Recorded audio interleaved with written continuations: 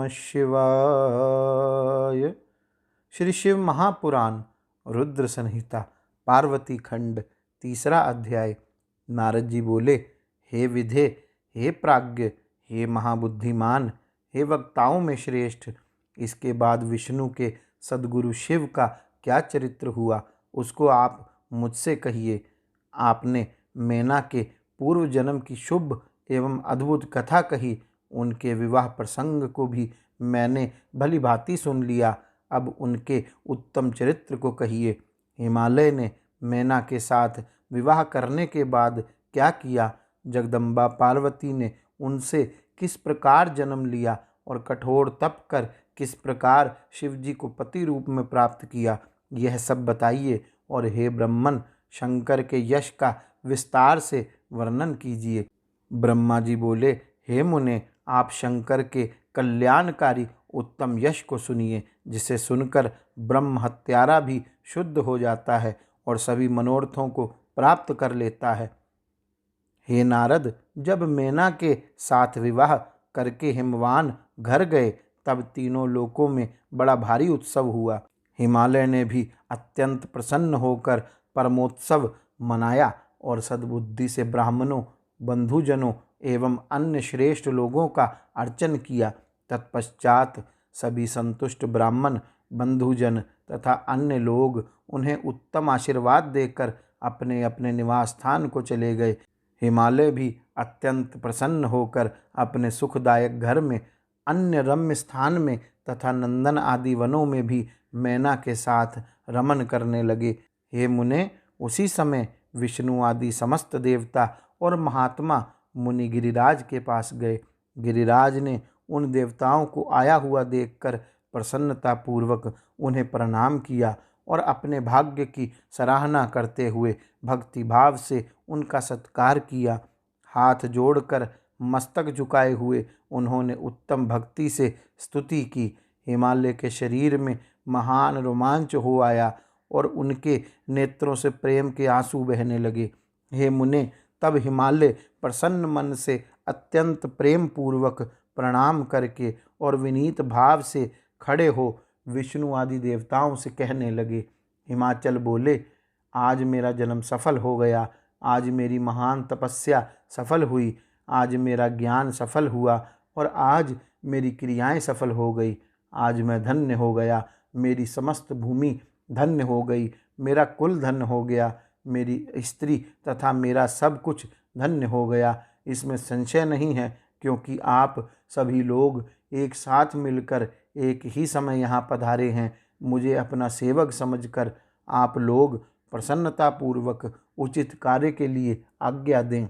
ब्रह्मा जी बोले, तब हिमालय के इस वचन को सुनकर विष्णु आदि वे देवता अपने कार्य की सिद्धि को मानकर प्रसन्न होकर कहने लगे। देवता बोले, हे महाप्राज्ञ हिमालय, हमारा हितकारक वचन सुनिए। हम सब लोग जिस काम के लिए यहाँ आए हैं उसे प्रसन्नतापूर्वक बता रहे हैं। हे गिरे, पहले जो जगदम्बा उमा दक्ष कन्या सती के रूप में उत्पन्न हुई थी और रुद्र पत्नी होकर चिरकाल तक इस भूतल पर क्रीड़ा करती रही, वे ही जगदम्बा अपने पिता से अनादर पाकर अपनी प्रतिज्ञा का स्मरण करके यज्ञ में शरीर का त्याग कर अपने परम धाम को चली गई। हे हिमगिरे, यह कथा लोक में विख्यात है और आपको भी विदित है। अब ऐसा होने पर आपके यहाँ उनके उत्पन्न होने पर सभी देवगणों का तथा आपका भी बहुत लाभ होगा और वे सभी देवतागण भी आपके वश में हो जाएंगे। ब्रह्मा जी बोले, उन विष्णु आदि देवताओं की यह बात सुनकर गिरिराज ने उनको आदर देने के लिए नहीं अपितु स्वयं प्रसन्नचित्त होकर तथास्तु ऐसा कहा। तत्पश्चात वे देवता उमा को प्रसन्न करने की उस विधि को हिमालय से आदरपूर्वक कहकर स्वयं शंकर प्रिया उमा की शरण में गए। वे देवता उत्तम स्थान पर स्थित होकर मन से जगदम्बा का स्मरण करने लगे और अनेक बार उन्हें प्रणाम कर श्रद्धा के साथ उनकी स्तुति करने लगे। देवता बोले, हे देवी, हे उमे, हे जगन्मात, शिवलोक में निवास करने वाली, हे सदाशिव प्रिय, हे दुर्गे, हे महेश्वरी, हम आपको प्रणाम करते हैं। हम लोग श्री शक्ति, पावन, शांत, पुष्टि रूपिणी, परम तथा महत और अव्यक्त रूपिणी आपको भक्ति पूर्वक प्रणाम करते हैं। कल्याण स्वरूपिणी, कल्याण करने वाली, शुद्ध, स्थूल, सूक्ष्म, सबका परम आश्रय और अंतर्विद्या तथा सुविद्या से प्रसन्न होने वाली आपको हम नमस्कार करते हैं।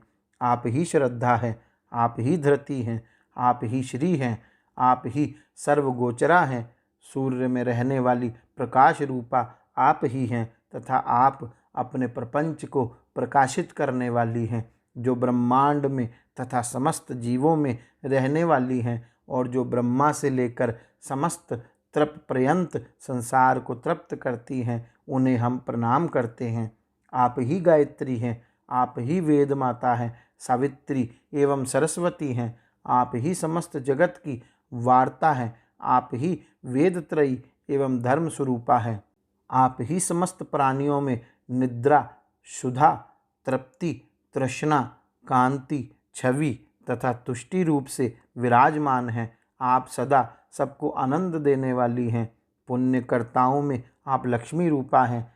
पापियों को दंड देने के लिए आप ज्येष्ठा अलक्ष्मी हैं। आप संपूर्ण जगत की शांति, धात्री तथा प्राण पोषिणी माता हैं। आप पांचों भूतों के सार तत्व को प्रकट करने वाली तत्व स्वरूपा हैं। आप ही नीतिज्ञों की नीति तथा व्यवसाय रूपिणी हैं। आप ही सामवेद की गीति स्वरूपा हैं। आप ही यजुर्वेद की ग्रंथि हैं।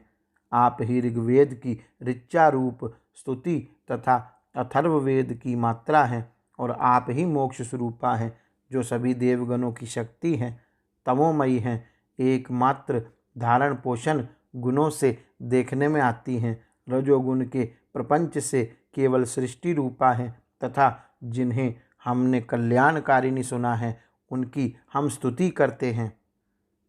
कराल संसार सागर के महान दुख से पार करने वाली पाल रहित नौका रूपिणी, अष्टांग योग के पालन रूपी क्रीड़ा में दक्ष और विंध्य पर्वत पर निवास करने वाली उन भगवती को हम प्रणाम करते हैं, जो प्राणियों के नासिका, नेत्र, मुख, भुजा, वक्षस्थल एवं मन में प्रतिष्ठित होकर सदा धैर्य पूर्वक सुख प्रदान करती हैं, जो संसार के कल्याण के लिए सुखकारी निद्रा रूप में प्रवृत्त होती हैं। वे संसार की स्थिति तथा पालन के लिए हमारे ऊपर प्रसन्न हों। ब्रह्मा जी बोले, इस प्रकार जगदम्बा महेश्वरी उमा सती की स्तुति करके अपने हृदय में विशुद्ध प्रेम लिए वे सब देवता उनके दर्शन की इच्छा से वहाँ खड़े रहे।